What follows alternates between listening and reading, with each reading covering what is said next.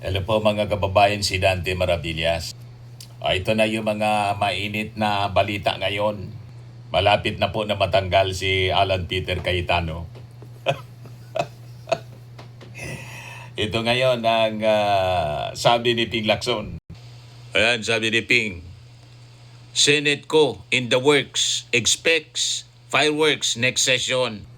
Tapos, I think nakakuha na po ng enough number para mga kababayan kalad ka rin itong si Alan Peter Cayetano. O, di ba? Mga kababayan, hindi magsasalita ng ganito with confidence itong si Ping Lacson kung hindi na sila nakasecure ng tamang numero. O isa lang po ang tumawid kasi hindi man pwedeng bumalik pa. Mga kababayan sa Senado, isugal yung kalayaan ni Bato de la Rosa. Hindi na yun babalik. Munti ka na niya ako dahil sa sulsul mo. Dire-diretso na yun na magtatago, mga kababayan. Pero hinahunting ng National Bureau of Investigation. Talagang desidido po itong si NBI Director Melvin Matibag na i-deliver itong si Bato de la Rosa sa dahig para may makasama na si Digong. O ngayon, namumuro na ngayon mga kababayan itong si Alan Peter Cayetano. Kahit pa humingi na siya ng power kay Pokemon. Alam nga itong si Alan Peter Cayetano. Dati, puro yung ating Panginoong Jesucristo, yung kanyang minimension.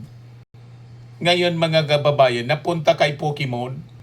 I'll start with memory. Okay? So, everyone has dreams. And we're taught in this world to think big, dream big. Nag-live selling po na naman. May kanta pa na think big, dream big. So, itong series na to, Mega Dream. So, let me start with this, no? Everyone has a dream. Pakinggan natin. I really believe that God plants a dream in us. But of course, the devil also plants wrong dreams in us. So, how do you achieve your dream? Order. But part of our dream is to have perfect order. Perfect order was experienced in Eden during creation. Hindi pwedeng magkaroon ka ng perfect order na dream kasi ang ginawa ninyo sa Senado, dinistorbo ninyo yung peace in order. Di ba? Kayo yung utak nung drama that the Senate is under attack. Napatunayan that the Senate was not under attack. Kaya malabo. At ngayon, sabi nga dito mga kababayan sa balita sa Philippine Daily Inquirer, Alan Cayetano keeps drawing flack, liken Senate to Pokemon card game. Lalong nainis po yung mga mamamayang Filipino kay Alan Peter Cayetano kasi napunta sa Pokemon card. Dati yung Bible yung reference niya. Naging Pokemon na. Sinusugod na ngayon ng mga rallyista yung Senado. Ito, may rally, mga kababayan. Patalsikin lahat sila. Patalsikin majority senators. Ito. Si po? It is really disgusting what the senators are doing. Solita Monsod. Parang ginagawa nilang idiots yung mga Filipino people. Correct. Pumasok si all of a sudden, Bato comes out. He came out there just for the coup. Hindi ba? Para maging Malinaw. yung mga boto. Tapos, umalis siya. Tapos, pinotektahan siya ng Senado. Tapos hindi pinotektahan ng Senado. Hindi ko naintindihan kung ano nangyayari sa Senador. Okay. Kasi they are losing their moral compass. That's the problem. And we are here to show them what the moral compass is. Nako, di ba? Sa akin Patalsikan na lahat sila. Sino pong papatalsikin?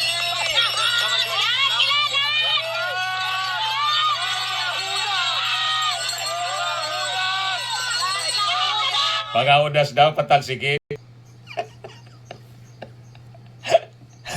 Ngayon si Alan Peter Cayetano napunta sa Pokemon. Sa malamang hanggang bukas na lang ang pagiging Senate President, mga kababayan, ni Alan Peter Cayetano based dito sa sinabi ni Ping Lacson. I think nakasecure na po ng enough numbers ang minority para patalsikin itong si Alan Peter Cayetano na dahilan ng kaguluhan po sa Senado. Ginulo niya talaga yung Senado. Mali yung mga kwento niya na yung Senado daw ginugulo. Hindi magulo, kundi ginugulo. Malinaw na siya yung punot dulo ng gulo. Di ba po? Nananahimik si Bato de la Rosa. Nagtago na sana si Bato de la Rosa. Bigla niyang pinuslit para makaboto lang sa kanya bilang Senate President. Biglang na-trap. Gumawa sila ng drama para makatakas. Ngayon, mga kababayan, lalo silang nabaon sa problema. Patong-patong na kaso ngayon ang kakairapin nila. Yung pagpatakas kay Bato de la Rosa ay may kaso sila, mga kababayan, na obstruction of justice. O di ba, mga kababayan? Kaya sabi dito ni Ping Lacson, Senate ko in the works. Expects fireworks next session. Bukas, Monday, mga kababayan. Senator Ping Lacson on Saturday admitted that efforts to mount another possible Senate leadership coup were still in the works. Barely 2 weeks after the latest shake-up in the upper chamber triggered a series of events that plunged the institution into one of its most divisive periods in recent years.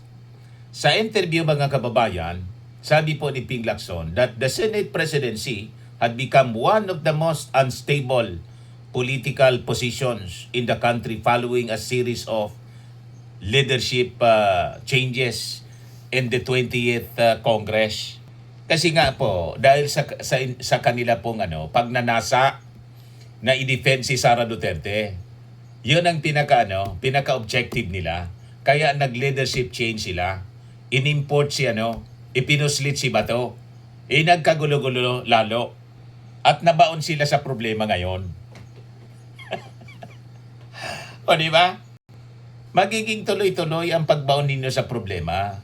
Kasi po, ang gusto nilang protektahan ay isang leader na punong-puno ng kaguluhan ang dinala. Di ba? Dito sa ating bansa, si Sara Duterte, punong-puno ng kaguluhan ang dinala sa ating bansa. Kaya kung ako sa inyo, gawin na lang ninyo yung tama. Forget Sara Duterte kasi si Sara Duterte is a damaged commodity na po yung mga Duterte. Kalimutan na ninyo. Gawin na lang ninyo yung tama. Ituloy ninyo yung impeachment trial at magdesisyon kayo base sa ebidensya. Malinaw naman yung ebidensya. Kaya ang dapat ninyong desisyon, conviction kay Sara Duterte. Babango pa yung pangalan ninyo. Magiging hero kayo mula sa pagiging mga Judas. Pagiging mga Herodes. Ang tingin sa inyo ng ating mga mamamayang Pilipino, santamba kayo mga Herodes at mga Judas. Kaya nga yung rally sa labas, sabi? Lahat kayo dapat mag-resign kasi sinira ninyo ang Senado. Napakalinaw yon. Alan Peter Cayetano. Kaya kung ako sa iyo, tigilan na ninyo yan na kakadepensa ninyo kay Sara Duterte. Gawin ninyo, gampanan ninyo man ng maayos yung pagiging senator judge ninyo. Maging impartial kayo sa inyong pagdidesisyon.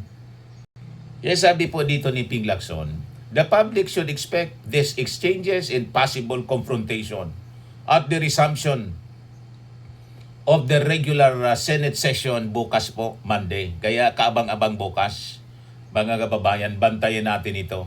Expect fireworks, he said, as he noted the recent privilege speeches and resolutions filed in connection with the May 13 shooting incident inside the Senate building. Kitang-kita po yung ebidensya. Ginawa nilang drama yon para guluhin yung Senado. Makatakas si Bato and possibly yung intention to shield Sara Duterte. Isabotahe yung Senado. He noted that at least 8 senators from both the majority and minority blocs had already signified their intention to participate in the discussions on the matter.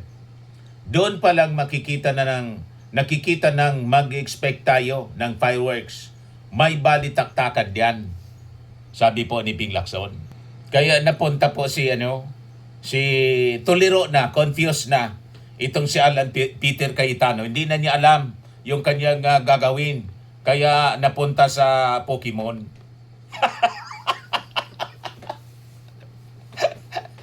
O, di ba? Hindi buminta, mga kababayan, yung the Senate is under attack. Hindi din buminta yung kunas ni Amy Marcos na pinapakalat.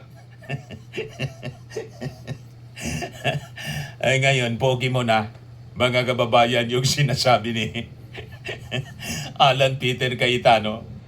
Nangabuang na niya, Mr. Maravilla. Puro buang man talaga yan. Dapat pagtatanggalin yan, mga kababayan. At a case should be filed against them sa pagpatakas nila kay Bato de la Rosa. Ngayon, speaking of Bato de la Rosa, sabi dito sa latest na balita sa Philippine Daily Inquirer, to prevent a repeat of the alleged escape of fugitive Senator Bato de la Rosa, future warrant of arrest issued by the ICC against other alleged co-perpetrators of former President Rodrigo Duterte will be promptly enforced by law enforcement agencies. Tapos, ang sabi po, palabas na rin yung yung warrant of arrest against individuals mula sa ICC, sabi po ni Director Matibag ng National Bureau of Investigation kahapon, para hindi na maulit yung nangyaring pagtakas, immediately enforce na. Kasi may precedent na po mga kababayan. So sabi po ni Jose Castro, the ICC warrants do not need to go through local courts. Noting that the Republic Act number 9851 or the Philippine Act on Crimes Against International Humanitarian Law, Genocide and other crimes against humanity already laid out the options the government may undertake. Section 17 of the law mandates the government's cooperation, including the surrender of an accused with international tribunals like the ICC. Castro noted that the warrants issued by the ICC are valid because the ICC is an international tribunal and not a foreign court of another state. The law is clear, sabi po niya, on the mandate of the government, and the government's stance is that it is not violating any laws and enforcing the warrants of arrest issued by the ICC. So klaro na, mga kababayan. So the Malacanang official urged individuals who may be named respondents in the future arrest warrants issued by the ICC to surrender to authorities and not go into hiding tulad po ng ginawa ni Bato de la Rosa. The NBI director na si Melvin Matibag kahapon sinabi that the agency received information that several other personalities will be issued arrest warrants by the ICC in connection with the drug war of the Duterte administration. So may mga susunod pa po. Kaya expect na may makakasama na po si Digong doon po sa Dahig. So hindi na siya madulungkot doon. And in fact, maging si Mayor Bastos ay ang bastos na lang kasi binaboy yung ating Pangulong Bongbong Marcos. Pinagsasabihan ng mga kabastusan, mga kababayan kahapon. Si Baste mismo, si Bastos, sabi niya dito, doon sa Rage Coalition rally, nalulungkot daw siya at saka masaya na rin. Alimbawa na si Bato ma-deliver padahig. Yan gusto naman nila kunin si Senator Bato, ipadala doon sa ICC. Nalungkot ako, at the same time, medyo masaya rin ako kasi may kasama na yung tatay ko roon. If ever that will happen, it's a bad joke. Sanay naman kayo sa bad joke. So anyway, gawin na lang ninyong good joke ito para sa inyo kasi deserve naman ito talaga ni Bato. At saka deserve naman ito ng tatay mo ang mapunta at mabulok sa ICC. Yun ang wish niya mismo Paulit-ulit niyang sinabi. Gusto pa nga niyang sipain daw niya yung ICC kaya lang hanggang ngayon hindi pa niya masipa. O di ba mga kababayan? O yan man lang po yung ating short video ngayon. Ako po si Dante Maravillas. Bye-bye po. God bless.